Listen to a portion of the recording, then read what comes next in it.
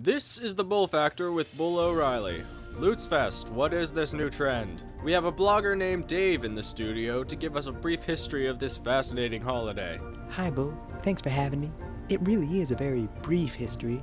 I mean, this is the first year that we've actually celebrated Loots-fest commercially. It all started when society as a whole collapsed about 5 months ago, and a bunch of us were just like, hey, let's get out there and start looting, you know? And then we thought to ourselves, why not set aside just one day of the year to honor the pillaging of property and land? So in that regard, I guess you could say it's kind of like Columbus Day. And what's more American than that? Not a whole lot, I guess. Nothing. That's what. There's nothing more American than that. Like the legend of the phoenix, all ends are beginning. What keeps the planet spinning? The force from the beginning. As you are all aware, Loot-fest is fast approaching, and we are in need of a turkey for our Black Friday Eve dinner. Now the problem is that none of us here actually identify as turkeys. So, we are now left with the undesirable task of appointing a turkey through democratic selection. I don't know, like, what do we just don't?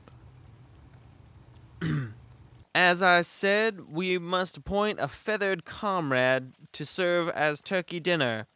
Now the candidates have been chosen and are as follows. The first candidate is our good friend Donald. I am unacceptable. The next potential turkey is Mr. Pineapple. I got broads in Atlanta. I saw this man at the DMV!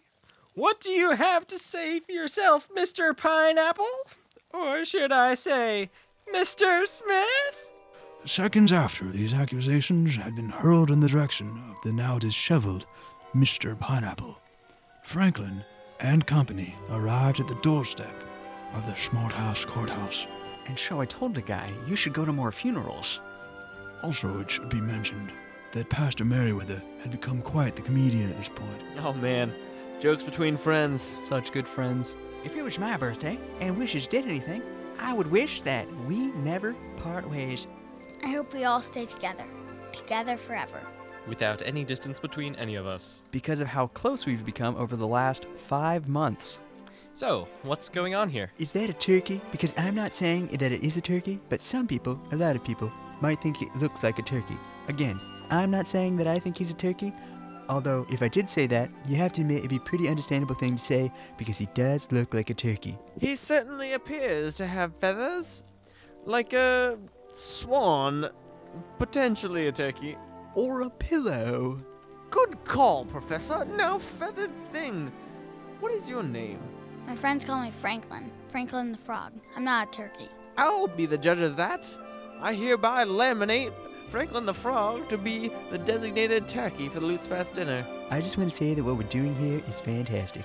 So we will now hold the official turkey dinner election. Each person shall have a single vote and shall cast it for the candidate they see to be most fit for the position of turkey dinner. Yeah, so like I'm pretty confused right now. If I wanted to not vote for Donald because nobody else is gonna vote for him, should I vote for the pineapple? But I mean I don't want to eat Donald, so should I vote for him? I'm kind of confused. I'm like really confused right now. You get one vote, and if you use it on the frog, it is like you are voting on behalf of Donald and Mr. Pineapple. Ah, Detective Palumbo. What are you doing here? So, where are we? I'm so lost. Here we are, okay. Sorry, I was just passing by and I couldn't help but notice that there's some amount of confusion about this election.